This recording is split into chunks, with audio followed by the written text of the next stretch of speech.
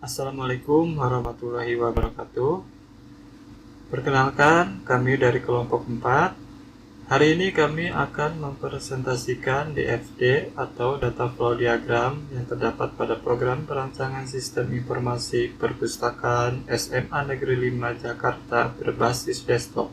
Namun sebelumnya, saya akan memperkenalkan terlebih dahulu anggota dari kelompok 4. Yang pertama, Dedi Irawan dengan NPM 202043501616. Yang kedua, Moh Soleh dengan NPM 202043501362.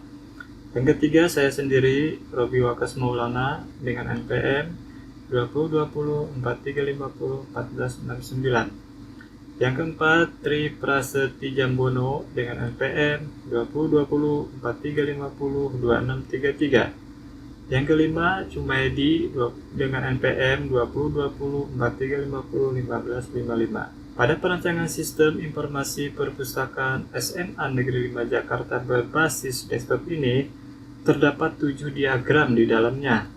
Di antaranya, diagram konteks, diagram 0, diagram rinci 1.0, diagram rinci 2.0, diagram rinci 3.0, diagram rinci 4.0, dan diagram rinci 5.0. Yang pertama, diagram konteks. Diagram konteks merupakan level tertinggi atau top level. Diagram yang menggambarkan hubungan antara sistem dengan entitas di luar sistem, merupakan sistem secara keseluruhan. Diagram konteks ini menggambarkan secara umum proses yang akan dijalankan sistem informasi perpustakaan SMAN 5 Jakarta ini, di mana sistem informasi perpustakaan SMAN 5 Jakarta ini melibatkan 4 entitas, yakni admin sebagai entitas utama, lalu ada anggota perpustakaan, petugas, dan kepala sekolah. Pada diagram konteks, ini menggambarkan terdapat 4 entitas yang berada di luar sistem, yaitu anggota perpustakaan, admin, petugas, dan kepala sekolah. Yang pertama, anggota perpustakaan memberikan inputan identitas anggota dan detail transaksi ke dalam proses sistem informasi perpustakaan.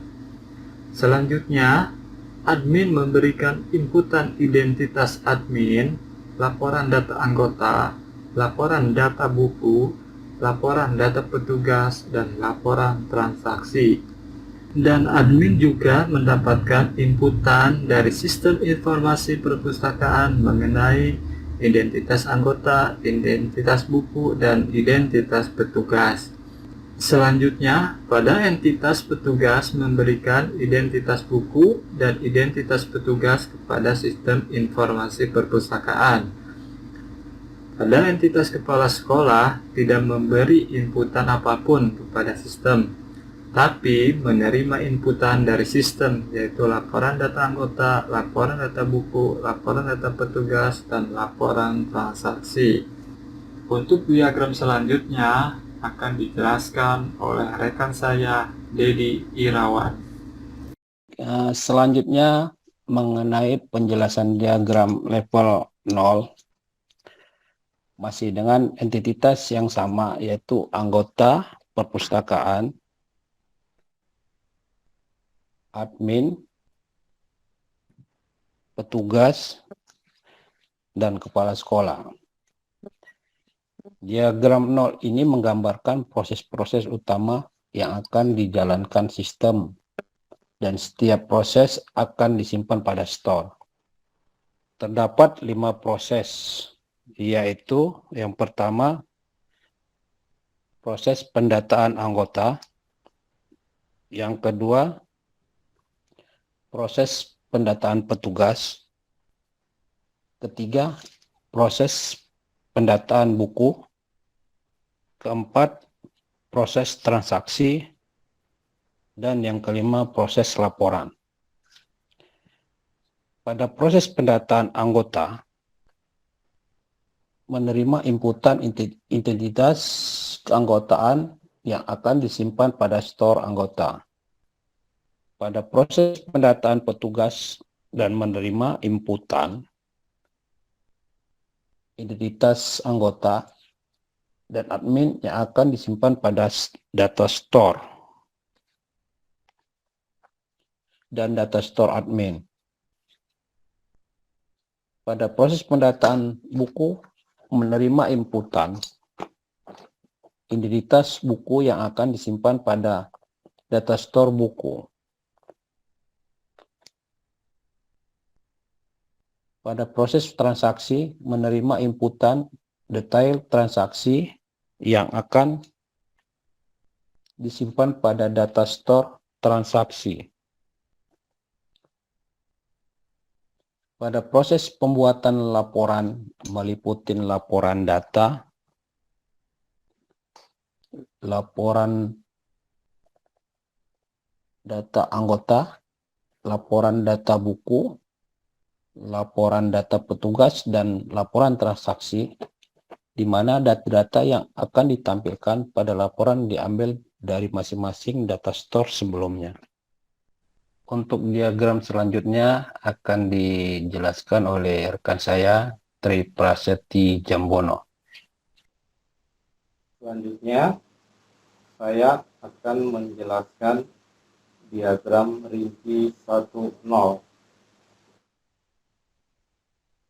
Diagram rinci ini menggambarkan proses pendataan anggota secara detail yang diawali dengan proses pengisian formulir oleh calon anggota perpustakaan, di mana draft formulirnya diberikan oleh admin atau berasal dari admin. Formulir pendaftaran yang sudah diisi dikembalikan ke admin untuk diinput data-datanya ke sistem, dan data-data ini akan disimpan pada data storage anggota dan akan otomatis menampilkan kartu anggota perpustakaan sebagai tanda pengenal atau kode akses ke perpustakaan. Kartu anggota akan dicetak dan diberikan pada setiap anggota perpustakaan yang telah didaftarkan.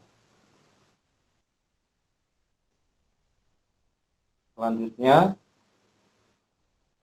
akan menjelaskan diagram rinci 2.0, yaitu diagram rinci data petugas.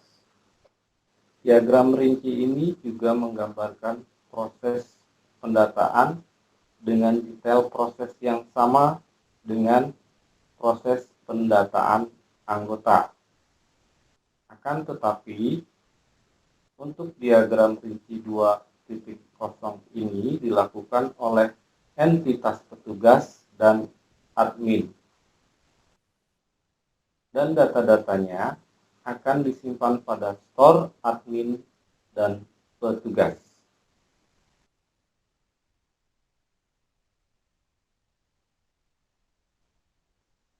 Selanjutnya akan diterangkan oleh Muhammad Soleh. Baik, selanjutnya saya akan menerangkan diagram rinci 3.0.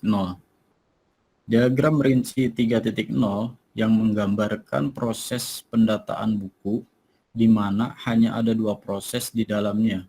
Pertama, proses pendataan awal, yakni proses penginputan data semua buku yang ada di perpustakaan yang akan disimpan pada data store buku. Kedua, proses pembaruan data adalah proses penghapusan atau perubahan data yang sudah ada.